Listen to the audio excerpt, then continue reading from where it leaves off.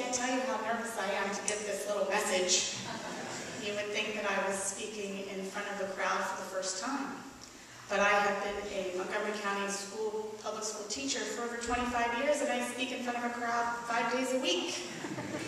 That crowd is not a group of my friends and my peers.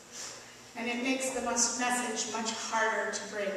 And so if you could see my knees behind this pulpit, you would see that they're having a hard time standing still. So would you please pray with me?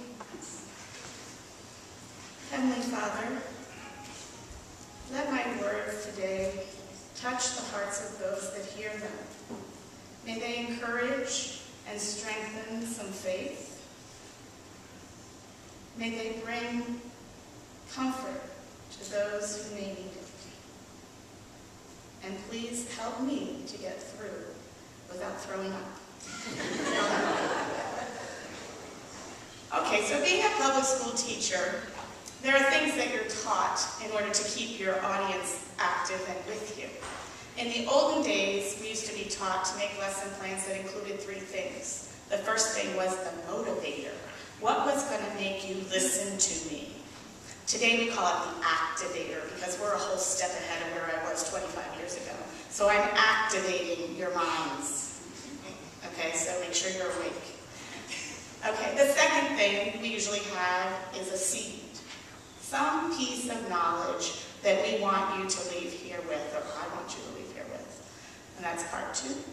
And part 3, in the olden days we just called it the end or the closing or whatever, and now we call it the summarizer. And in school that might mean you might get a little index card and you might have to write down something that you actually learned by listening to me. But don't worry, I'm not going to make you do that. I'm just going to ask you to listen. I also know another thing about being a teacher, and that is there are all kinds of different learners. Some of you will consider yourself an auditory learner. You like to listen to people talk and you take it in, and it makes perfect sense to you. Others of you might be visual learners. Hence, we have some pictures over here on the screen. And while I'm talking, your mind might drift over to those pictures, but you're still getting some kind of a message from me.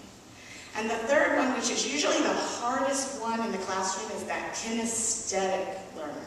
The one that needs to get up and move. And no, you may not get up and move. But I'm pretty sure that you have a bulletin in your pew, and there's probably a pencil there. And you have my permission to doodle. Because doodling keeps your mind awake, and at least I know you're awake for my message. That said, let me begin by saying that the 3 passages that Bobby just read for us are 3 passages that I chose to go with my message. The first one, about God preparing, is the activator of my lesson. Now, the activator I use in my kindergarten class is often a storybook, a picture book, to get them kind of interested in what I'm going to do. And I didn't bring a storybook with me, but I do have a story. And that's my story. So let me fill you in. In case you don't know me, I am Ann Hauprich. I am the wife of Don Hauprich, the illustrious children's and youth minister of this church. I can't tell you how many people have never made that connection. And when they do, they go, really? So I just wanted to be clear so you know who I am. That's who I am. I'm the one that stays at home and makes sure that everything's running smoothly so that Don can do his job. Okay. I'm also the mother of Kelly and Katrina. My background is this. I grew up in Newark, Delaware, home of the University of Delaware Fighting Blue Hens. Go Rachel. She's my newest prodigy there. I did not go to the University of Delaware, but the University of Delaware owned my town. Still does, right, Rachel? But there was one place they didn't own, and it was a big red brick church that stood right in the middle of Main Street. Newark United Methodist Church. And as far as I know, the University of Delaware has not bought it yet. Right, Rachel? Thanks, Rachel. I grew up there. I went to Sunday school. First I was baptized there. Went to Sunday school, went to youth groups, sang in the church choir, even rang junior handbells, back. But along the way, I never really felt any calling or heard much about missions. I continued to grow. I continued to be involved. I loved that church. That church was my family.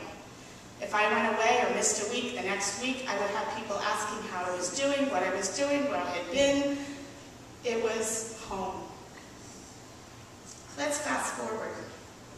In 1992, I said goodbye to my father in that church. And I realized it was time to move on. I lived in Laurel, Maryland. And the University of Newark, Delaware was 85 miles away. It was a little hard to make that commute every Sunday morning. But it was even harder to let go.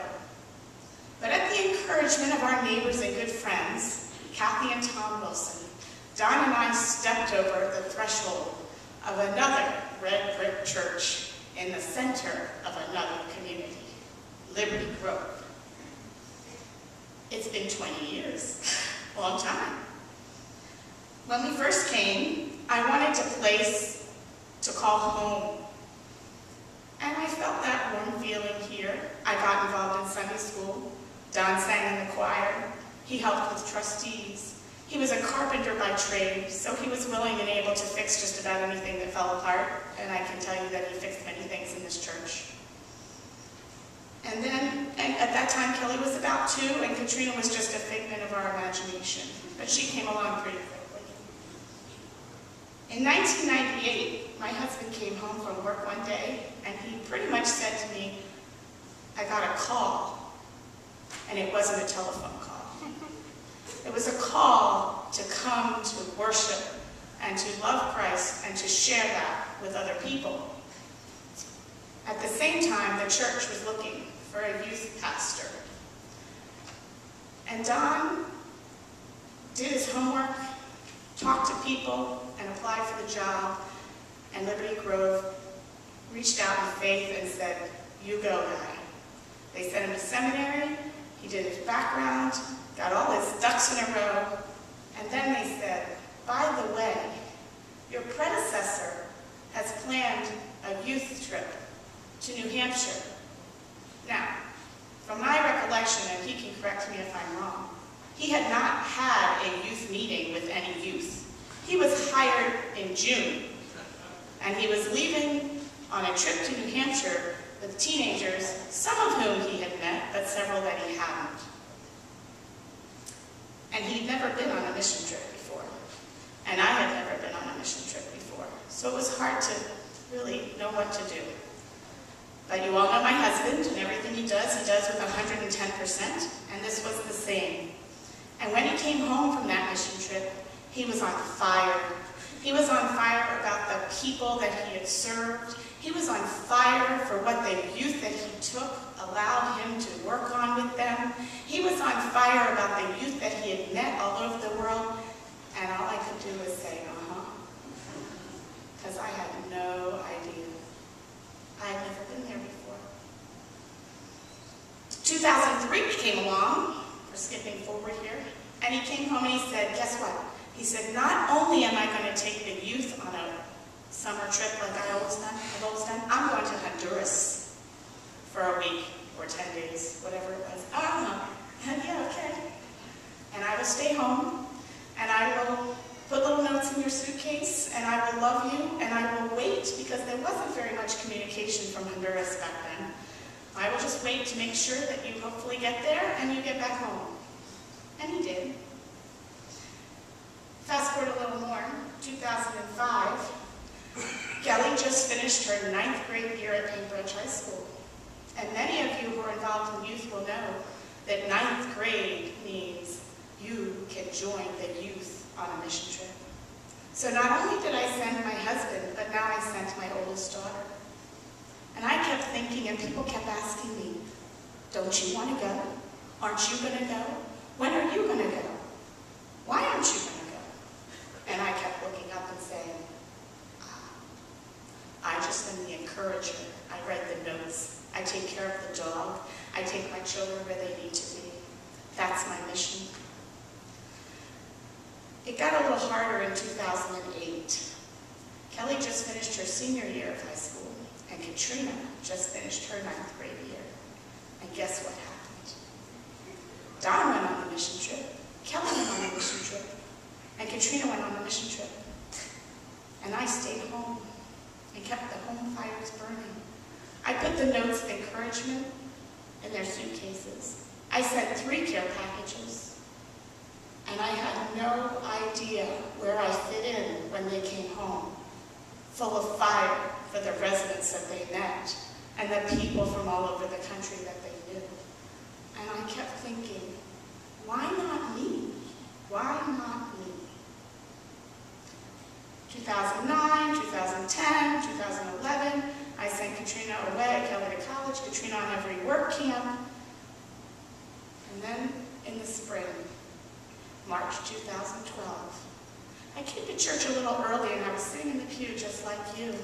And I picked up the bulletin. And I was reading it, you know, casually as people were coming in. And I saw this blurb about a mission trip to Belize. And I read it 3 or 4 times because I couldn't believe that this was the first time it was in the bulletin, but this was the first time it was there for my eyes. And I looked up and I said, God, can I go on this one? Am I prepared yet? And the answer he gave me was yes. And I couldn't wait for the service to start, for us to get through all the things that we needed to get to so we could pass the peace, so I could find Tom Ulrich and say, I'm going with you. It's finally my turn. And the response from Tom was joyful. And I knew then that I had made the right decision. It had taken 20 years. I had asked God over and over, but obviously he had his preparations for me to get there. He knew what I needed. He, as I will quote from the choir, because it was so apropos, what they were singing this morning, calling my name, and I was overjoyed. But I get to part 2, the seed of my lesson. Don't be anxious about anything. Okay, really? I had to go home from church that day and find out where Belize really was, because I had no idea where I just volunteered to go. It was pretty easy, though, because British Honduras, Belize, same thing. Okay, I got that. And they speak English there. I don't have to learn Spanish or any of those other foreign languages. It's no communication barrier. I was a little concerned about the flight and, you know, getting where you need to go, and then customs. And I have to tell you that I was the one in the group that filled out the custom report wrong and had to redo it and go to the end of the line. And the reason that I did it wrong is because I had no idea where I was going. Belize! I was going to Belize. And they wanted to know, you know, well, what city and what province? I don't know, ask Tom. He signed me up for this G. There were a few other anxious moments. Immunizations, I realized after I so gallantly said, yeah, I'm going. I do not do well in doctor's offices. Many of you may have shared one of those experiences with me. Shots and I do not get along, and I learned that I needed to. I prepared myself well, took some Tylenol, had good thoughts, got in there, and the nurse said, oh, actually you need 3. I said, bring me a cold compress because I'm going to be on your floor if you don't take care of me. But I made it through. Then there were the team members. Oh my, talk about anxious. I knew all these people. I valued them as Christian brothers and sisters.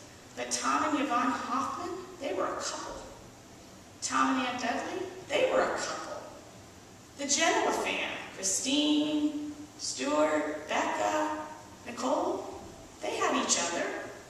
Rob Pearson, he'd been on millions of mission trips. He'd been to Russia, Honduras, Haiti, I don't know, lots of them. And then there was me. All by myself, me.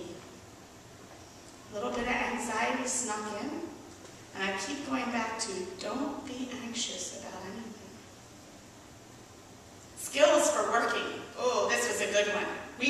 to run a Bible school, and I am a 25-year experienced teacher. I could do this. Then I get the email. Oh, public schools are still in session in Belize, so we won't be able to do that Bible school that we wanted to do. We'll be building a high school. Okay. All 5'2" of me, don't know what I can really do. Never really did much swinging hammers. My husband was the handyman. Don't even think I lifted a paintbrush but once or twice when we moved into the new house. Little bit of anxiety. And then the final thing. God waited so long to prepare me for this trip that I was old. Was I going to have the stamina? Was I going to be able to make it through the heat? Was this going to work for me? And once again, I went back to that, don't be anxious about anything.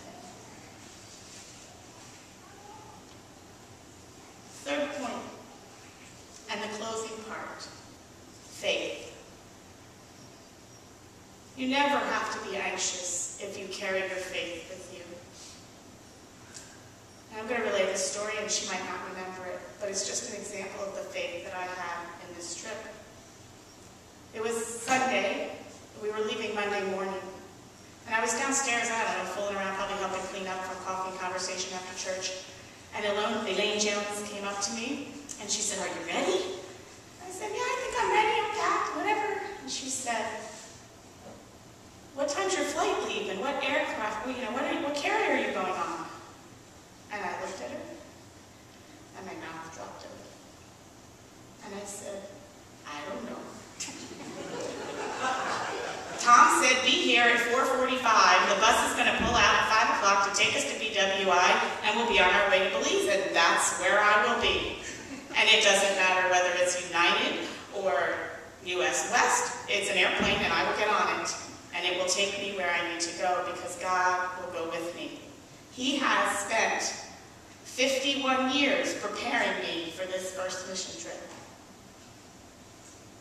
And so I stepped out without my family and without my spouse, and going to a job that I wasn't sure I was going to be able to do. And only knowing a little bit, the one key thing I did know, there was air conditioning in the building we were sleeping in. And let me tell you, that's key. For anybody who's been on a mission trip where it's hot like it is in Belize, and you don't have air conditioning, and you work 102 degrees all day long, and then you have to go back and not have air conditioning, I felt very, very blessed for that. And so when I got to Belize, I just have to share this with you because it touches my heart. I opened my suitcase the first night, and tucked on the top was a note, from my daughter Katrina, telling me how proud she was of me. I was so prepared. And then the next night, I was searching around for a new fresh pair of socks, and I found another note. Guess who? Kelly. "Mom, I can't believe you're on your first mission trip. I am so proud of you." I thought, wow, God, you really prepared me for this one. And finally, closer to the end of the week, although you would have thought I would have been searching and searching to see what else was in there, but I just didn't, I found the third note from Don, telling me how proud my family was of me to make this stepping out in faith. It was awesome. So for you today, allow God to prepare you. Let go of the anxiousness and the anxiety. He has already been there to make sure it's where you should be. And have faith that others will help you, encourage you, and support you. In Belize, there is a school. There's some pictures of it. It doesn't look anything like the schools that we have here. And it never will, because that's not what schools look like in Belize. And they don't have air conditioning. Most of them don't have screens on the windows. But we worked hard. Look, see, there I am. That's me carrying that board right there. I was good at that. And there's our roof. I don't think I'm up there. I didn't get up there too often. It was pretty rickety climbing up there. It doesn't look much like a school, does it? But we worked tirelessly to put that roof on so that the next group of volunteers could put the concrete down. Because this is going to be a 2-story building when the dream comes true. But the dream still lives. There's still money needed. There's still volunteers needed. We want to go back. We want to do more. There's a children's home. It's called King's Children's Home. We visited there. There are over 50 children in this orphanage. If you ever feel the need to be loved unconditionally, walk into an orphanage. They couldn't get enough hugs from us. It was fabulous. I mentioned at the 8:30 service that they asked for lap blankets, and I have to say that we've already taken care of that. And I can't imagine why anybody in 100-degree heat needs a lap blanket until I think of my 100-year-old grandmother and how she used to always like something on her lap. So I'm glad that we were able to meet that need. The pastor there, unfortunately, in the wisdom of the Methodist Church, as we all know, decided that he needed to be moved. So he's no longer there to see this school being built, even though he began it. He's gone back to his home country of Guyana, and he could use some help with relocating. So there's a plan possibly for another trip, but it takes some people out there to read in the bulletin that there's a trip being formed, and to look up and say, God, is this one for me? And to step out in faith like I did. If you have questions about it, you can ask any of us from the trip, Tom, or the mission committee. They have lots of great ideas. You don't have to go to Belize, but it's a fabulous place to visit, and there's a lot of work still to be done. Thank you.